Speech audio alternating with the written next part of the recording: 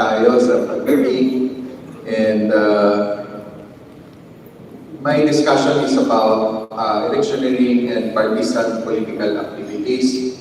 And this is timely, of course, because in 43 days, election day, and every day,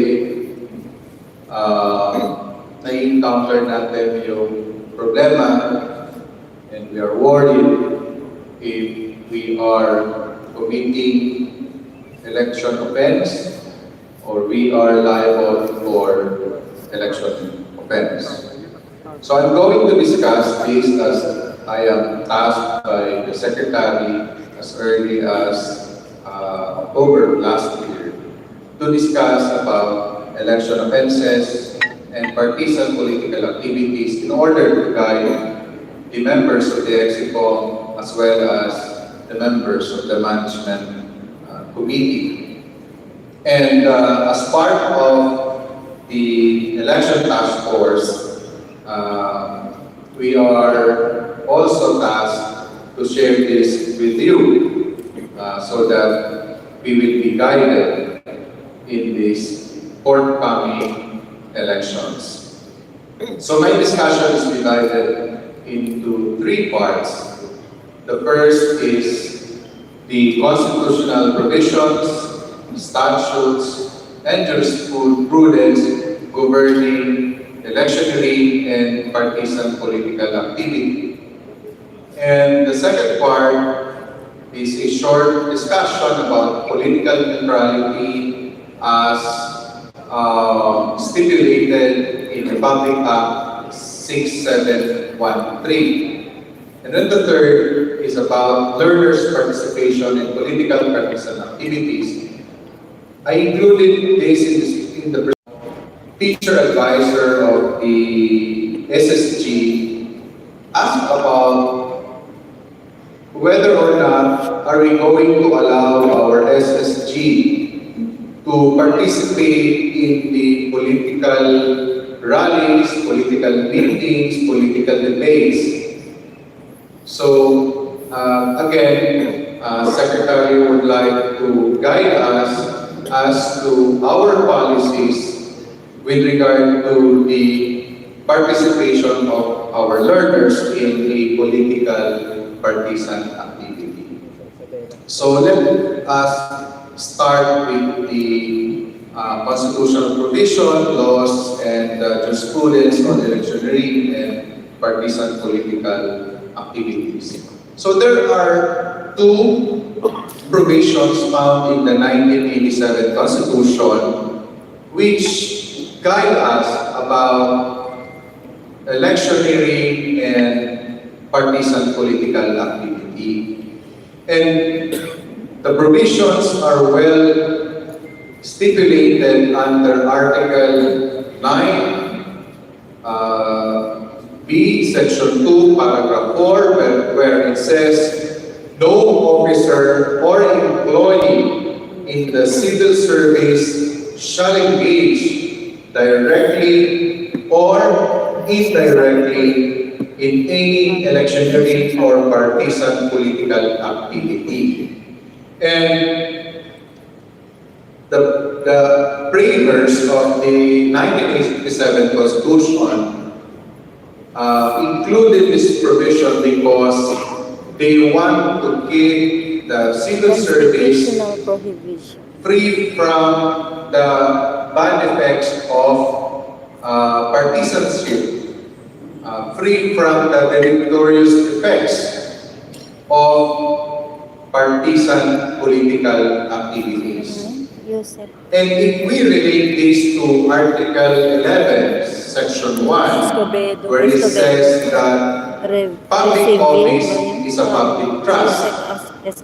So meaning, we as civil servants, we as in the civil service, we are entrusted with public power. And that public power must be exercised for the benefit of the general public. It is not for the benefit of the few, and it's not for the benefit of ourselves. So, in addition to that, Article 16, Section 5, Paragraph 3, where it says professionalism in the armed forces and adequate remuneration and benefits of its members shall be a prime concern of the state, and the armed forces shall be insulated from partisan politics. So this article, in correlation with another constitutional provision as stated under Article 3, Article 2, under the Bill of Rights, Declaration of Principles rather, Section 3, which states that the armed forces shall be the protector of the people and the state. So kailangan tanggalin o dapat alisin sa armed forces yung partisan politics. Because if we allow it, it will erode the professionalism among the ranks of the armed forces. Lalo pa kung, just imagine kung ang ating mga generals, the rank and file, ay may kinikilingang kandidato this coming presidential election. Ano ang mangyayari sa bansa natin? Kaya dapat sila ay huwag lumahok, including the members of the civil service. So, aside from the Constitution, there are statutory prohibitions which prohibits us from engaging into partisan political activities. And this is stipulated in the Executive Order number 292 or the Administrative Code of 1987, where it says, no officer or employee in the civil service, including the members of the armed forces of the Philippines, shall engage directly or indirectly in any political partisan activity or take part in any election except to vote, nor shall he use his official authority or influence to coerce the political activity of any person or body. So meaning, this is a reiteration from the Constitution that says we are prohibited either directly or indirectly to engage in partisan political activity. So bawal. Kung meron man, our exercise to our right to suffrage or the right to vote. So yun lang ang pinapayagang political activity. And another, kung merong exemption, yung nakalagay sa Article 2, Section 4 of the 1987 Constitution, where it says, nothing herein provided shall be understood to prevent any officer or employee from expressing his views on current political problems or issues, or from mentioning the names of candidates from public office whom he supports.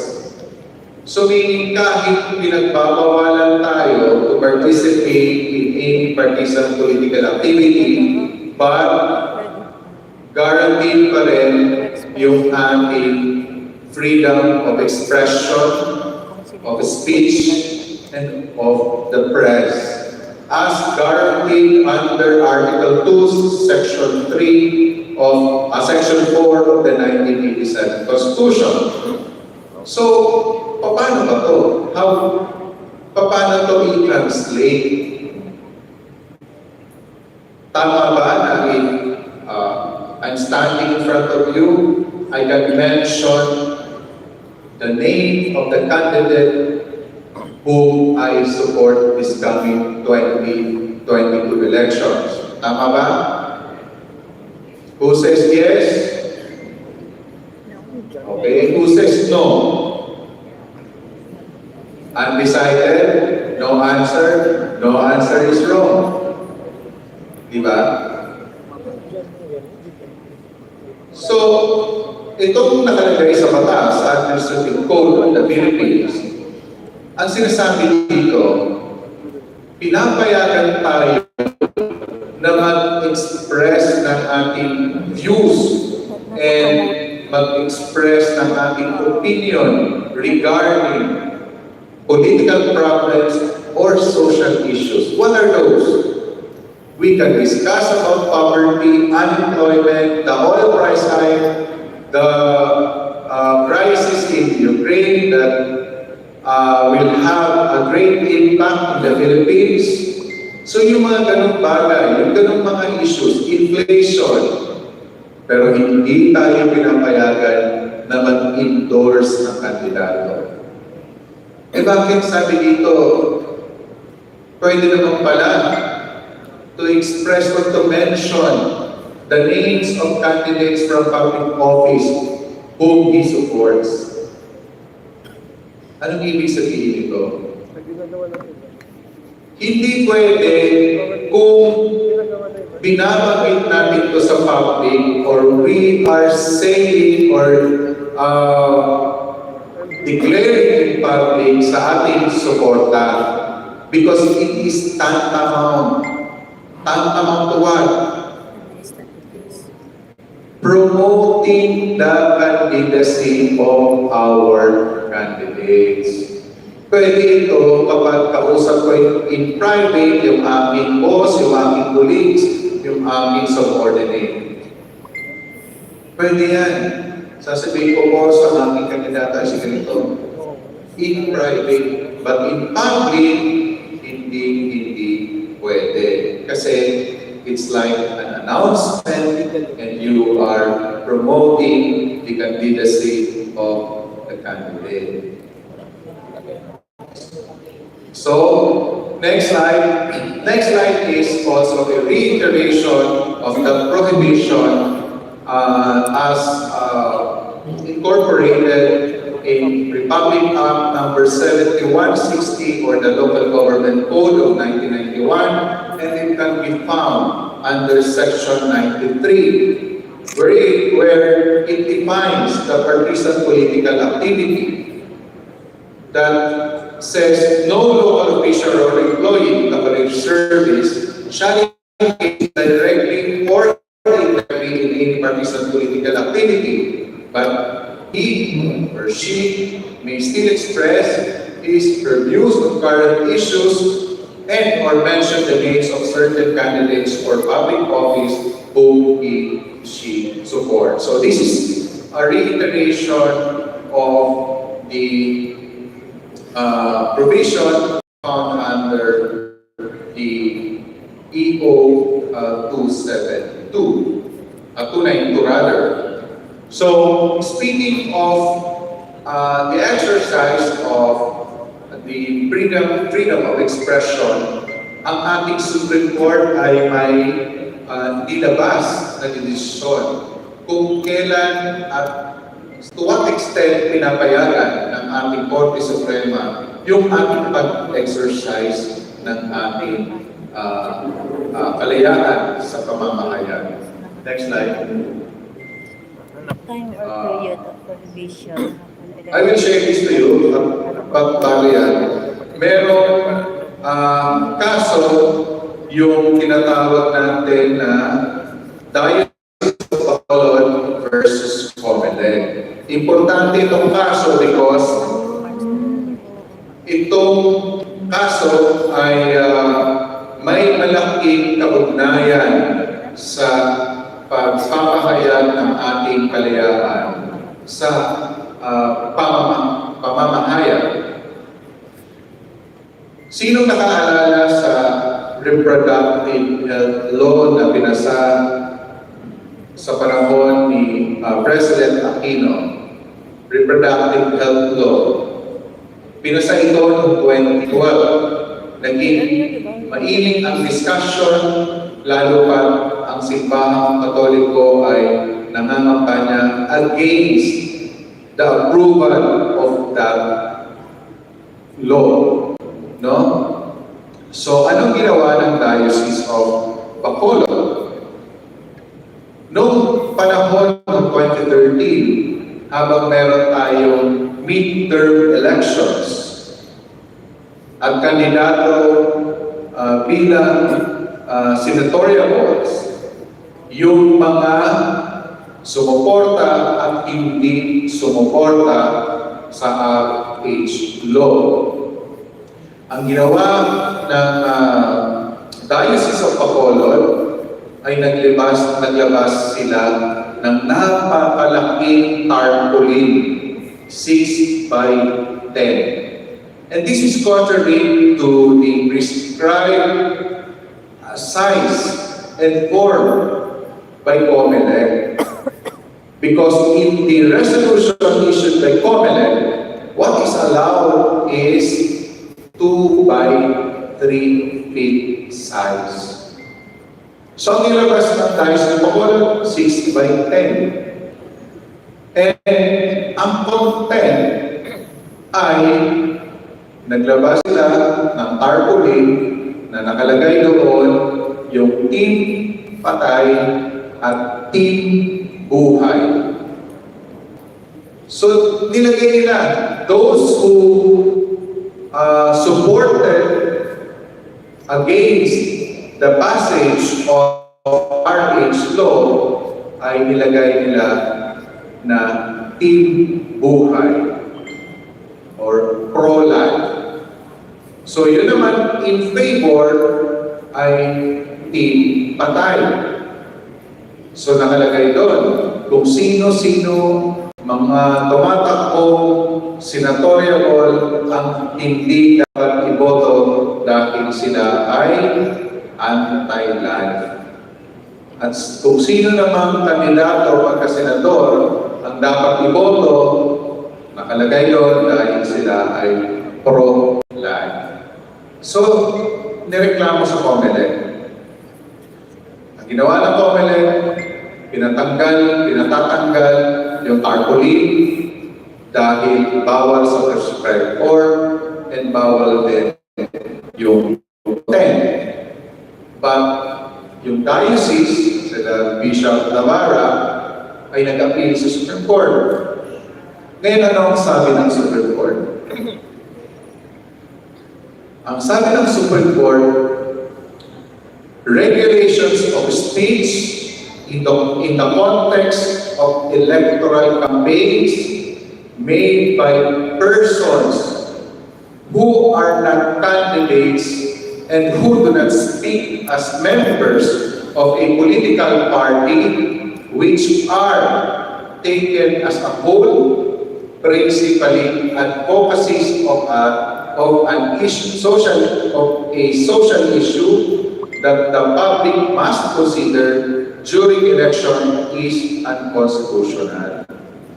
So sabi ng Supreme Court, especially Justice Leonen, na siya ang ponente ng kaso, yung pagre-regulate mo sa speech, sa context ng electoral ng campaign, na ang labas noon ay hindi naman kandidato o member ng isang political party, ay unconstitutional. At yun ay isang advokasya ng isang sektor ng lipunan. And sabi pa niya, such regulation is inconsistent with the guarantee of affording the fullest possible range of opinions coming from the electorate, including those that can catalyze candid, uninhibited, and robust debate in the criteria for the choice of a candidate. Ang sabi ng Supreme Court, dapat pa nga itong mga advokasya ay mas pinopromote pa natin dahil ito'y usapin ng lipunan. Nang sa gayon, ang mamamayan, ang electorate ay magkaroon ng criteria in the selection of their candidates. Mas dapat yun ang tinututukan. So, ano ngayon ang bagong ruling ng Supreme Court? Mas binibigyan diin yung pag-usapan natin yung social issues and political issues, social problems. Nang sa gayon, ito ay magiging gabay ng electorate sa darating na halalan. Okay? So, ngayon, since electioneering is an election offense, kailangan nating malaman paano ito nakukumit, kailan ito nakukumit, o kailan tayo liable, at ano ang mga elemento nito. Because yung liability mo dapat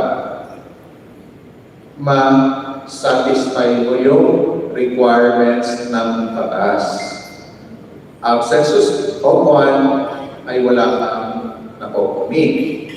Okay, let's start. Next slide.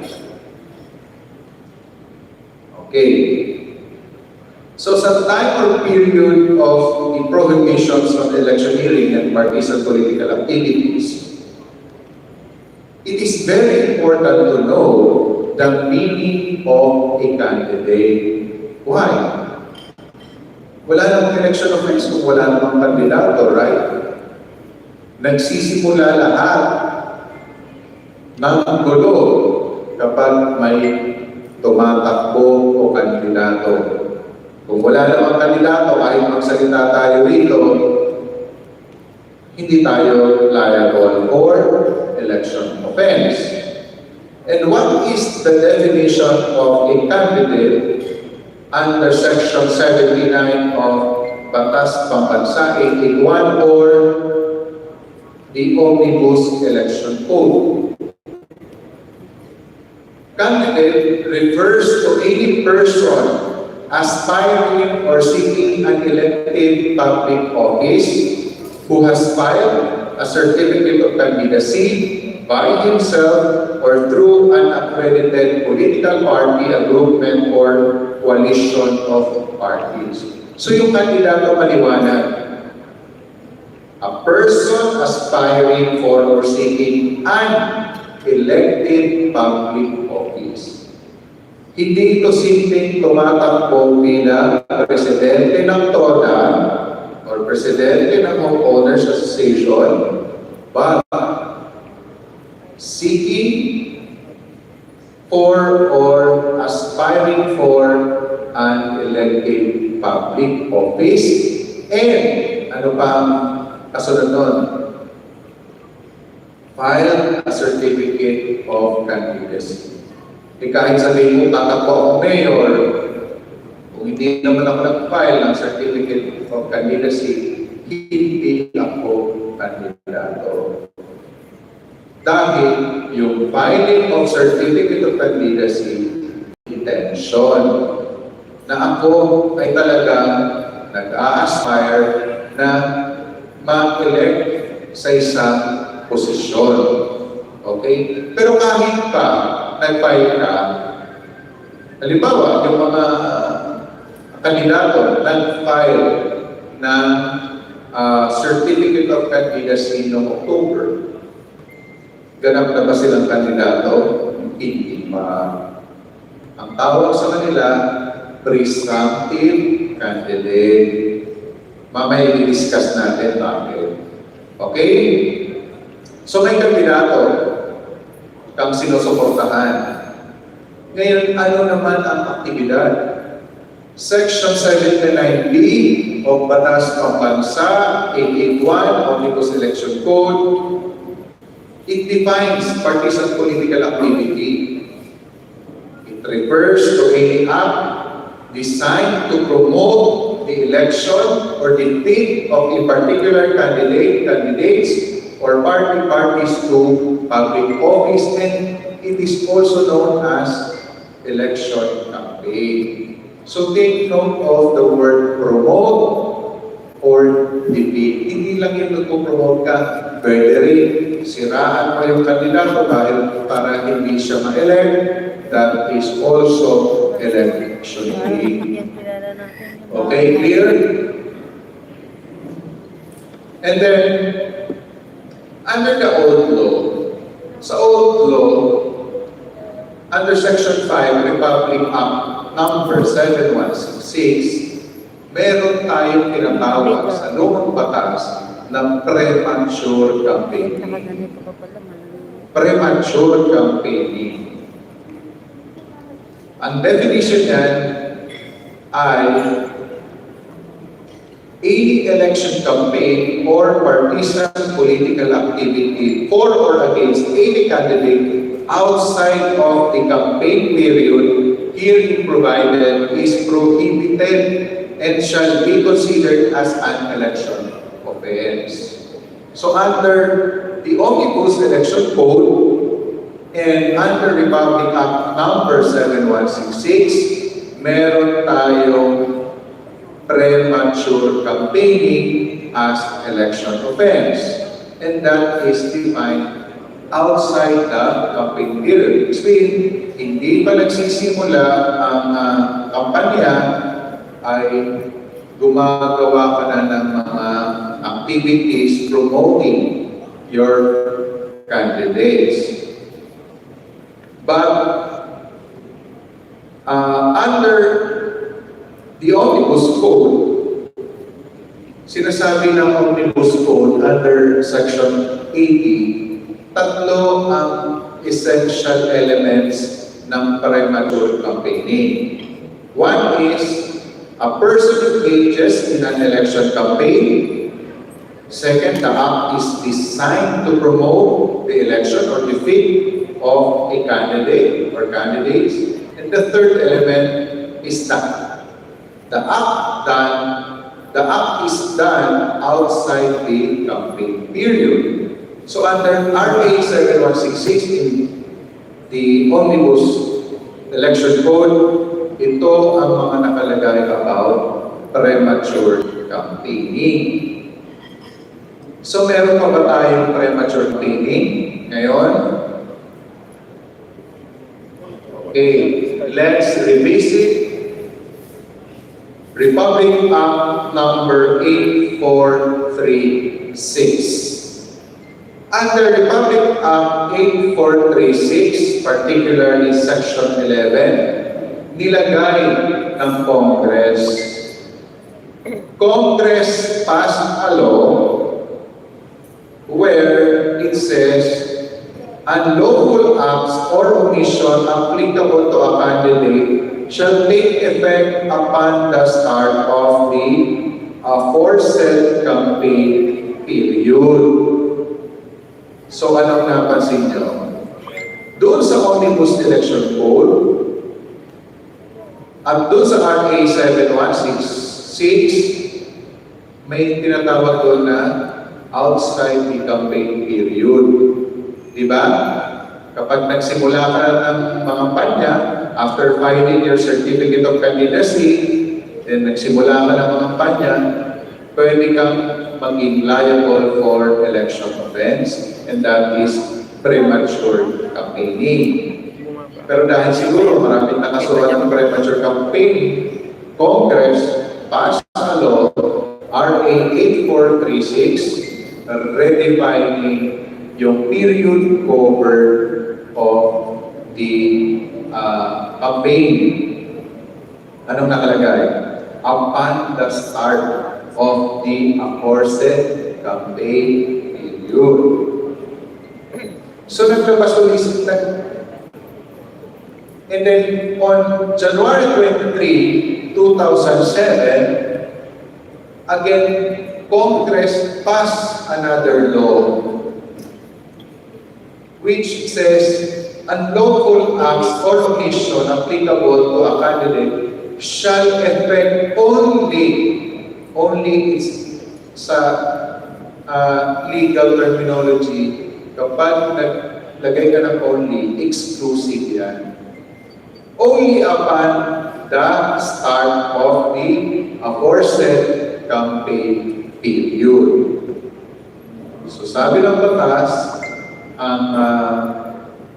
ang premature campaigning ay hindi na applicable dahil yung unlawful acts or omissions, ibig sabihin, yung electioneering, yung engaging into a partisan political activity ay makukumit mo lamang only upon the start of the aforesaid campaign period. So, ang liability records from the start of the campaign period. So, yan ang sinasabi ng batas.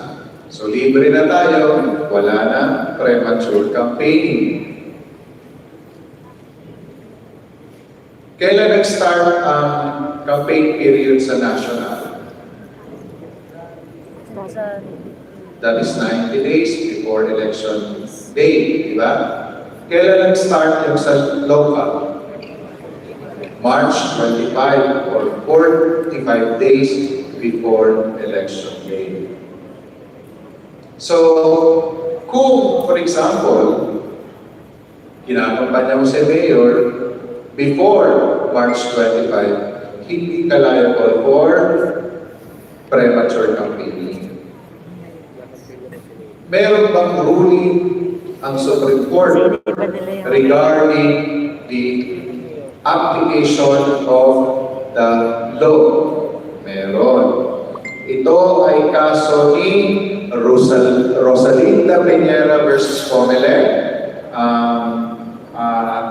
kung saan nilabas yung desisyon ng Comelec ng Supreme Court noong November 25, 2009. Sino ito si Peñera? So, itong kaso ay patungkol sa dalawang naglalaban na tumatakbong mayor sa Santa Monica, Surigao del Norte during May 2007 elections. At sino yung mga naglalaban? Rosalinda Peñera and Edgar Atanar. Ang ginawa ni Rosalinda Peñera noong 2007 elections, the start of the campaign period was March 30, 2007. The deadline of filing the certificate of candidacy was March 29, 2007. Ang ginawa niya sa Peñera bago mag-file, after mag-file ng certificate of candidacy ng motor with balloons and confettis, kasama yung kanyang mga supporters, kasama yung kanyang entire slate. Namigay ng mga t-shirts, teams, lahat. As if simula na ang campaign. That's why her opponent, Edgar Atanar, filed a petition against Rosalinda Peñera before the COMELEC for unlawfully engaging in election campaigning and partisan political activity prior to the commencement of the campaign period. Take note, prior. Sabi niya, nangangampanya na siya. Ang simula March 30, ginawa niya ito March 29. And during the submission of evidence, Penera admitted that a motorcade did take place. So anong issue dito? Whether or not Penera is liable for premature campaigning. Liable ba si Penera for premature campaigning? But before we discuss the ruling of the Supreme Court, there is another case similar to this. And that case is Lano versus Comelec. Ano naman ang nangyari sa Lano versus Comelec? Motorcade pa lang naman po. Si Lano, si Henry Lano and Eusebio were mayoralty candidates in Pasig City during the May 2004 elections. Ano ang ginawa ni Eusebio? Again, some weeks or 2 weeks prior to the start of the campaign period, ang ginawa ni Eusebio, the incumbent mayor, tinawag niya ang mga barangay kapitan, barangay chairman, barangay barangay health workers, lahat ng mga barangay officials, pinapatawag niya. Namimigay siya ng ayuda, namimigay siya ng kanyang mga campaign materials. And on the eve of on the last day of the filing of certificate of candidacy, tapos na niya ang pamimigay ng ayuda. At dahil tapos na ang pamimigay ng ayuda, nag-file siya ng kanyang certificate of candidacy. Then, Lano filed a complaint before the Comelec. And he filed a petition for disqualification against Mayor Eusebio on the ground of engaging in an election campaign outside the campaign period. So anong issue? Whether or not Eusebio should disqualify for the election campaign outside the designated period. Ano ang sabi ng Supreme Court? Ano ang ruling? Ang sabi ng Supreme Court, let us remember that there are 3 essential elements for violating Section 80 of the Omnibus Election Code. And these are, yung na-discuss natin, that a person engages in an election campaign or partisan political activity and that such act is designed to promote the election or defeat of a particular candidate or candidates. And lastly, the act is done outside the campaign period. So yan yung 3 elements ng premature campaigning. Pero sa kaso ni Eusebio, yung pamimigay niya ng ayuda, hindi pa nga siya nag-file ng certificate of candidacy. So hindi pa siya kandidato. Kaya sabi ng Supreme Court, a COC must be filed. Kailangan mag-file muna. Otherwise, one is not considered a candidate. Diba? Yes, incumbent mayor siya. Namimigay ng ayuda, namimigay ng campaign materials, pero hindi pa naman siya candidate because he did not even file a certificate of candidacy. Acts committed by a person prior to his or her being a candidate, even if constituting election campaigning or part of political activities, are not punishable under Section 80 of the Omnibus Election Code. Kahit pa makampanya siya, kahit pa mapao siya sa kampanya, kung hindi pa naman siya nag-file ng candidacy at hindi pa nagsisimula ang campaign period, wala siyang nalalabag na election offense.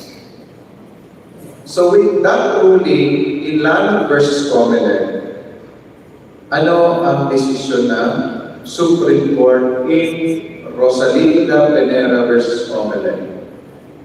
Okay, ang sabi ng Supreme Court, Penera was thus a candidate on March 29, 2007, only for purposes of printing the ballots. So nag-file siya, hindi pa siya ganap na kandidato because yung kanyang filing of the COC only for purposes of printing the ballots. Okay. On March 29, 2007, the law, yung batas, did not consider Penera a candidate for purposes other than the printing of ballots. So the acts committed by Rosalinda Penera prior to March 30, 2007, the date when she became a candidate, even if constituting election campaigning or partisan political activities are not punishable under Section 30 of the Omnibus Election Code. Kasi nga, hindi pa nagsisimula ang campaign period.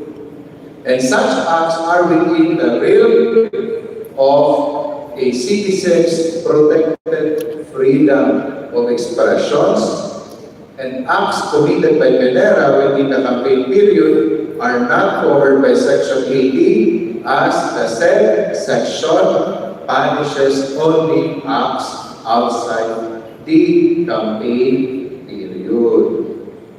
So maliwanag, wala ng premature campaigning at yung election offense ay magre-record lamang pag-start ng campaign period.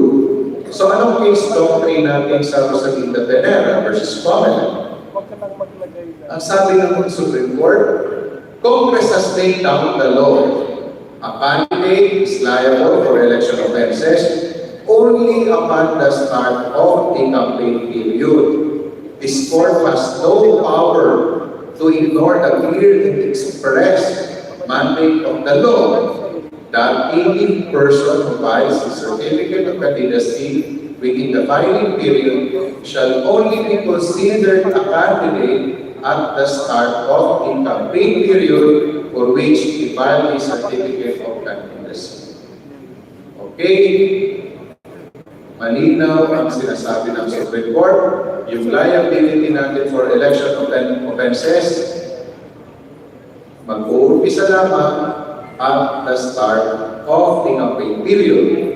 Ngayon, of course, nag-uumpisa na because yung campaign period for the presidential, for national elections ay nagsimula noong February 9.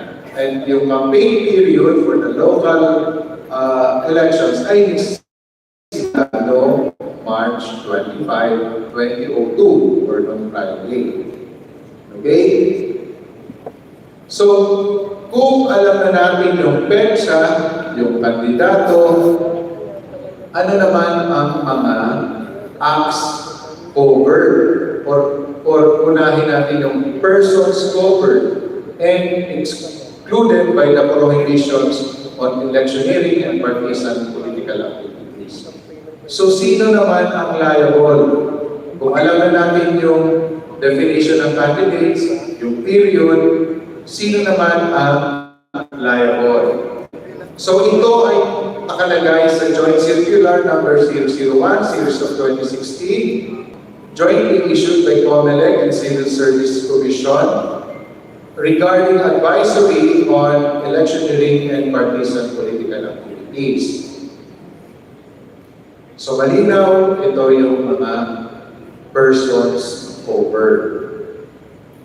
Sino-sino yun? Halos lahat. Because sinasabi ng batas, members of the civil service in all branches, executive, judiciary, and legislative, subdivisions, instrumentalities, and agencies of the Philippine government, DepEd, whether their appointments are permanent, temporary, contractual, or even casual. So lahat covered. And sinasabi, dinagdagan pa, kahit yung nag-file ng leave of absence is still covered by the prohibitions on electioneering and partisan political activities. So hindi lang pwede yung sasabihin, Sir, ma'am, provide mo na ako ng leave of absence because my husband is running for mayor in our town. Kailangan mo siyang tulungan bilang asawa.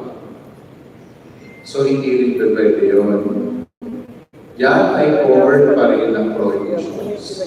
So, who are excluded from prohibitions? Excluded, of course, President and Vice President, members of the Cabinet. So, members of the Cabinet, excluded. Secretaries of the Department, because meron na rin itong jurisprudence in Alejo Santos versus Yato, kung saan yung isang secretary of the Department of Public Works and Highways, si Alejo Santos, namamampanya noong 1954. And nireklamo siya dahil sa pangangampanya. Sabi ng Supreme Court ay kasama sa exemption yung mga secretaries of the department because, bakit? Sa tingin nyo? Dahil ang mga secretary ay alter ego ng president. Okay? So aside from members of the cabinet, other elective officials except barangay officials. So bakit lahat ng elected officials? And bakit ang barangay officials elected naman sila? Bakit tinanggal dyan? Ano sa tingin nyo? Unfair ba? No. Because meron tayong special law on barangay elections. Di ba? Na dapat ang barangay elections ay non-partisan. Wala nang partido ang mga ating barangay officials. Di ba, pag tumatakbo, bawal na yun na sumali sila sa political party. Other elected officials because sa isang kaso, sa Quinto versus Comelec, dinefine ng Supreme Court doon yung political offices. Sabi ng Supreme Court, political offices were interpreted to be elected public officials who, by the very nature of their office, engage in partisan political activities almost all year round, even outside the campaign period. Diba ang ating mga mayor, congressman, vice mayor, board member, councilors, 24/7 na kampanya yan eh. So kung yan na kampanya, kung ang gawain nila is essentially political in nature, sila ay exempted. Of course, kung ikaw ay nagtatrabaho sa kanila, exempted ka rin. Kasi no choice ka. Halimbawa, kung EA ka, secretary ka ni mayor, wala ka namang choice. Di ba? Pero, si municipal assessor, si municipal treasurer, covered ba? Covered ba ng batas?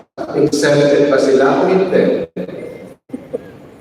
Yung head ng Civil Register Office, covered ba sila o hindi?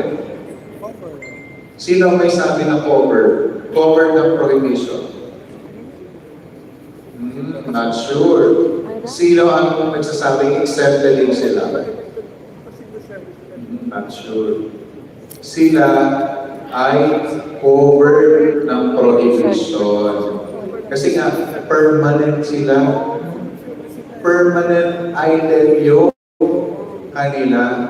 Ang sinasabi dito na personal and confidential staff, ito yung mga confidential staff lang nila, Mayor. Yung mga EA, yung mga appointees ni Mayor. Pero kung ikaw ay permanent yung sa local government unit, covered ka ng prohibition.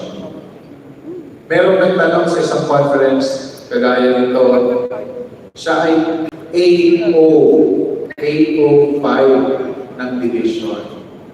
Yung husband niya ay tumatakbo vice mayor. Nagtanong siya during open forum. Sabi niya, Sir, paano tumatakbo yung asawa ko as vice mayor? Ihayaan mo siya tumakbo at kapan niya, alam ka namang hiwalayan mo yung asawa mo para hindi ka makasuhan. Di ba? Hayaan mo siyang makampanya, tumakbo, huwag na huwag ka lang sumama o kaya ma-associate yung, kung ang color ng husband mo ay lagi siyang naka-green at ikaw naman, sa opisina mo, lagi ka rin naka-green. So that's association. Covered yun. Okay? So, alam na natin yung period, alam na natin yung mga persons covered, ano naman yung mga acts and activities covered. Okay? Next slide. Ito po ang mga prohibited activities. Pero hindi ito, these activities, these enumerations are just examples. Hindi ito mutually exclusive na yan at yan talaga.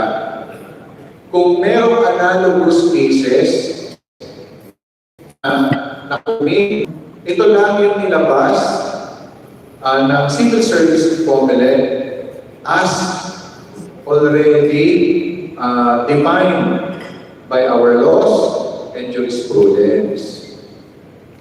One is forming groups or organizations for the purpose of soliciting votes. Second, holding political meetings or rallies for the purpose of undertaking a campaign. Making speeches or announcements for or against the election of any candidate or party. Publishing or distributing so bawal yun. Sa ating mga desk and cabinet, may mga nakatipid na campaign paraphernalias at secret tayo naninigay ng campaign material sa ating mga office mates. Directly or indirectly soliciting votes or support for or against any candidate or party.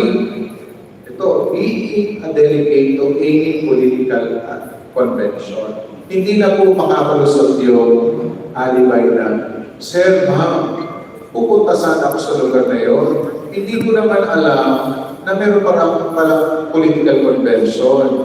Nagulat nga ako nung pagpasok ko, meron palang convention na pala, nandun pala yung mga kandidato. Pero nandun din yung kapitbahay ko, nakiisyoso na lang ako, pinapos ko na lang. Yan po ay being a delegate to a convention. Kung nakita mo, may political rally, hindi lumabas ka kaagad. Diba? Hindi po pwede ang isang marites na tumuloy at magtagal sa political rally, political meetings, or convention. Okay? Receiving any contributions for political purposes, becoming publicly identified with the success or failure of the candidate. Ayan, yung association mo na slogan, kulay, or any program ng candidate. Wearing of any election paraphernalia. Yan, pagsusuot ng t-shirt, cap, pins. Sabi niya, sir, meron akong ganitong kulay ng damit. Eh, yung pala ang kulay ng kandidato, okay lang yan. Kung sinusuot mo, twice a month, thrice a month. Pero kung yan ay isusuot mo, 24/7, yan ay wearing of any election paraphernalia. Kasi kung araw-araw ka lang naka-green, kung araw-araw ka lang naka-red, kung araw-araw ka lang naka-pink, ayan, ang dami pag-pink. Yan, ang dami rin naka-white. No? Sino bang white? Okay. Si ano? So, consistent presence in political rallies and continuous companionship with political candidates, or being a watcher for a political party or candidate during the election, giving financial contribution for the benefit of candidates or party, and utilizing government resources and or properties for political purposes. Yan, take note. Bawal po ipahiram yung schools, buildings,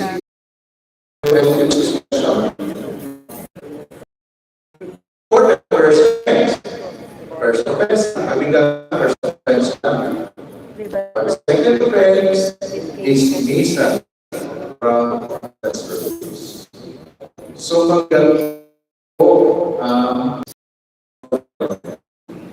activities. So, ano naman yung allowed activities? Okay, of course, yung photo, and then expressing one's views regarding political problems or dialogues. Express lalo na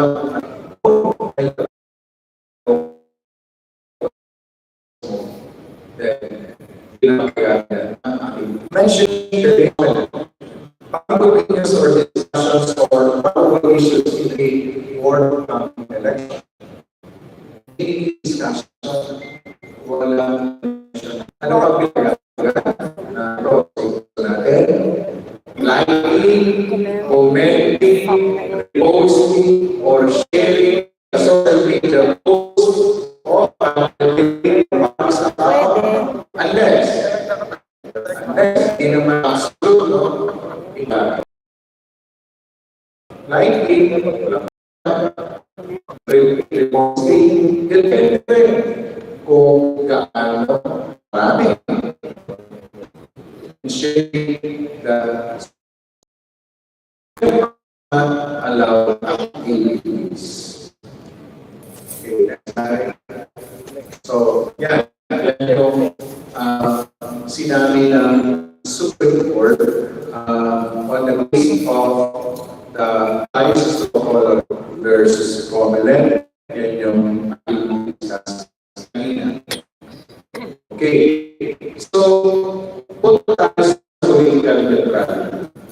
Yung political neutrality sa natin matatagpuan, ito ay matatagpuan natin sa Republic Act 6713 or the Code of Conduct and Ethical Standards for officials and employees. In that law, under Section 4,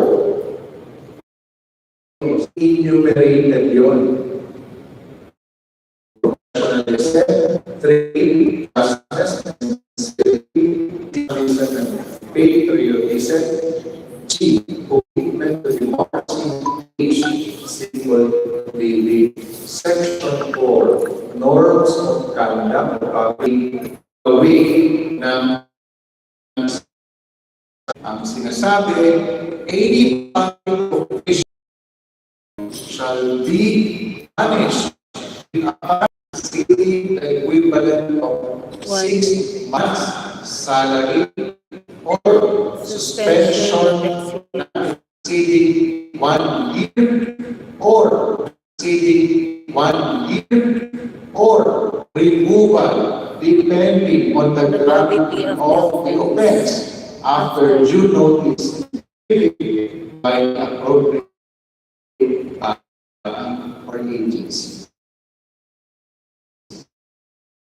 The